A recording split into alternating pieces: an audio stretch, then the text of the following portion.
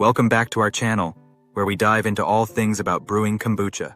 Today we're exploring a fascinating question. How important is the Scoby in brewing kombucha, and does its size really matter? Stick around because we'll also uncover what happens if you try to brew kombucha without a Scoby at all. To start then, let's explain, what is kombucha? First, let's quickly recap. Kombucha is a fizzy, tangy, and slightly sweet fermented tea. It's known for its potential health benefits, including promoting gut health and boosting the immune system. But the magic behind kombucha's transformation lies in the Scoby. Scoby stands for symbiotic culture of bacteria and yeast. It's the living culture responsible for fermenting sweet tea into kombucha. The bacteria and yeast in the Scoby work together to consume the sugar in the tea, producing beneficial acids, enzymes, and a slight amount of carbonation. If we need a Scoby to brew the kombucha, then does the size of the Scoby matter?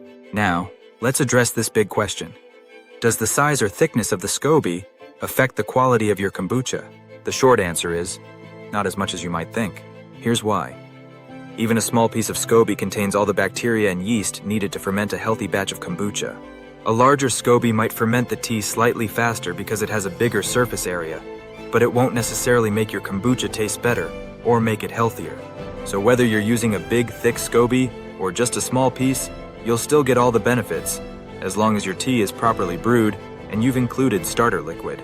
If you want to learn more about the starter liquid, then you can watch a video in this channel that explains everything about the importance of the starter tea in the kombucha fermentation. What happens if we try to brew kombucha without a Scoby then? Now what if you don't add a Scoby at all? Can kombucha still ferment? Technically yes, but there's a catch.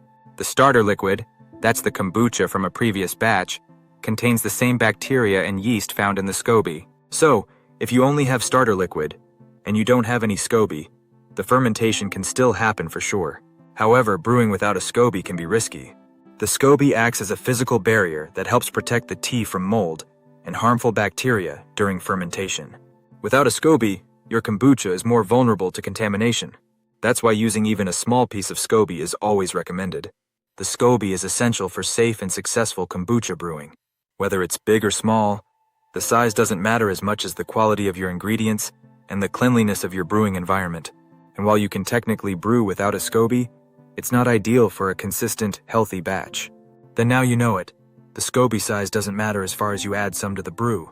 If you want to learn more about what happens inside the kombucha fermentation, we explain everything in our book, Kombucha Brewing Mastery. The link is in the description below.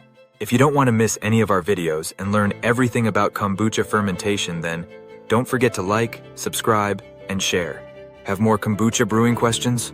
Drop them in the comments below and we'll answer them or cover them in future videos. Until our next video then, thanks for watching and happy brewing.